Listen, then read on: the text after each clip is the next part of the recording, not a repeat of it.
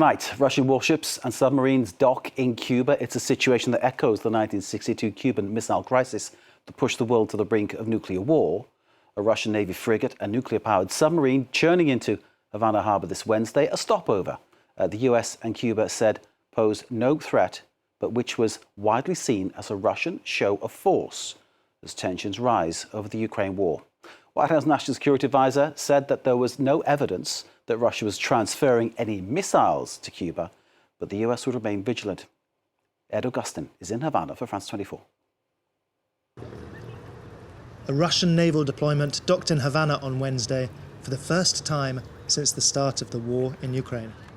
Analysts say it's a signal, coming 2 weeks after Washington gave the Ukrainian army the green light to hit targets within Russia with US weapons. The Russian Defense Ministry released a video of the flotilla carrying out drills while approaching Cuba, and the Biden administration dispatched 3 destroyers to track the flotilla. Cubans watching said the arrival was good news. We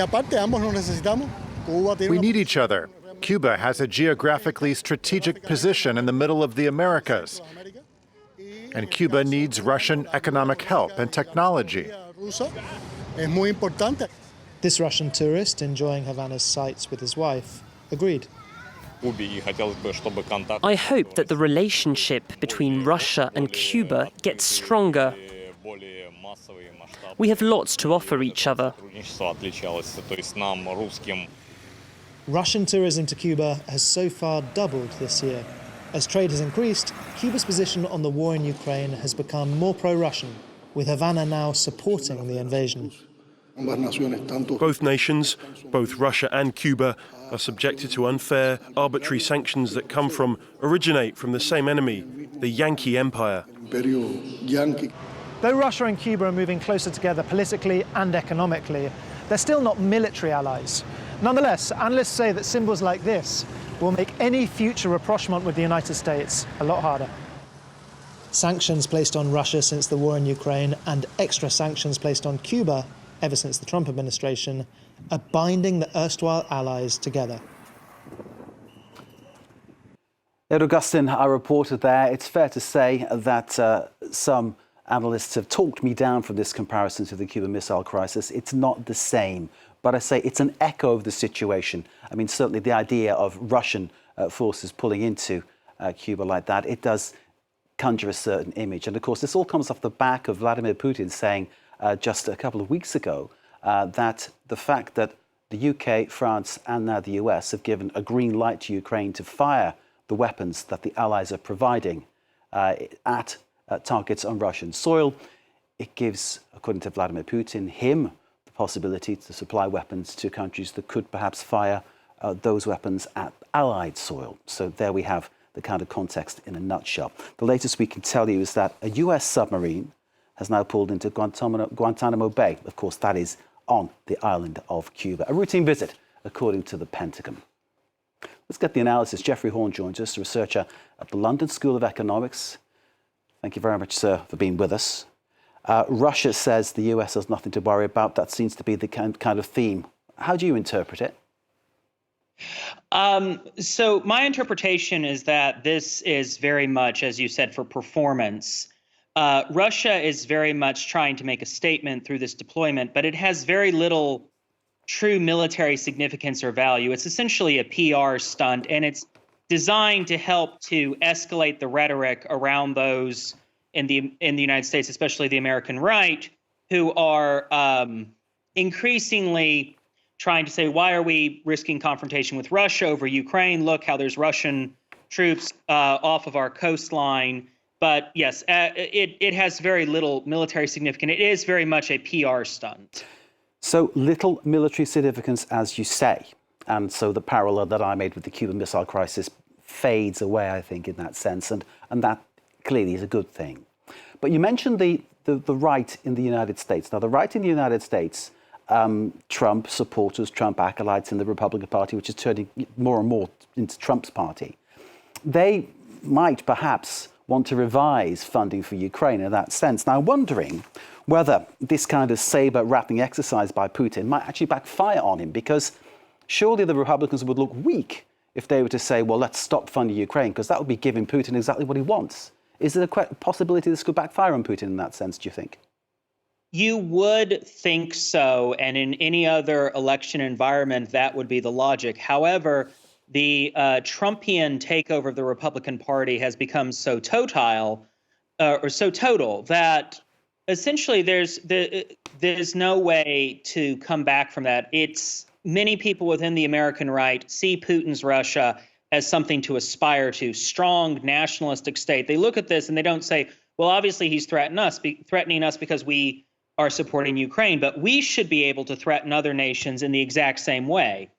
And they'll look at it as something to imitate, but it's also, Trump always very much frames international relations in exchange, in deals, and he'll say, look, there won't be any submarines off our coast as soon as I make a deal with Putin, and we'll give away Ukrainian land, but they'll have to listen to us because we're the strongest. So I don't think it will have a significant backfire on the media and political ecosystem. However, how voters will feel will be very different. It's interesting to note that the American right-wing media seems to be covering this much more than the American mainstream media by and large, although there has been substantially more coverage than this fairly small deployment warrants. Indeed. It is a very facile way that the Republicans appear to be looking at it, from what you've just said.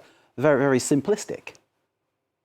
Yes, that's correct. Unfortunately, there's not a lot of intellectual depth left in the Republican Party after the Trump takeover, as many people of intellectual heft have migrated outside of it.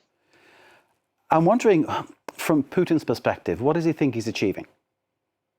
Well, Putin is communicating in two different dimensions here. One is the international message, which we have already established, which is communicating to the critics of Ukrainian support in the West, showing the West also that Russia is a great power that can project its authority and its power abroad. He's also communicating to a domestic audience very much. It's like, look, we are a great power.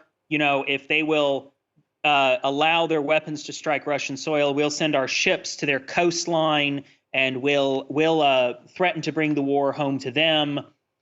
It's very much that kind of communication. But I want to be absolutely clear. What we're seeing is the deployment of a very small military contingent, one missile frigate, one ballistic missile submarine, and two auxiliary support ships.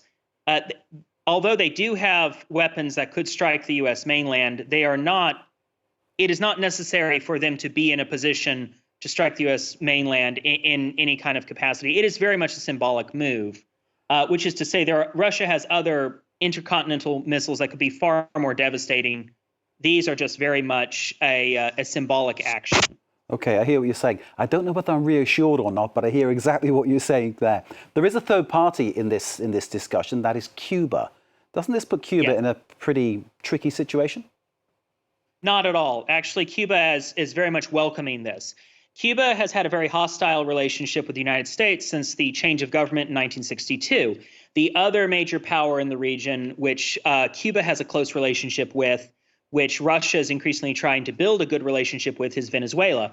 Both Cuba and Venezuela's foreign policy is increasingly based around confronting the United States or pushing back at U.S. sanctions.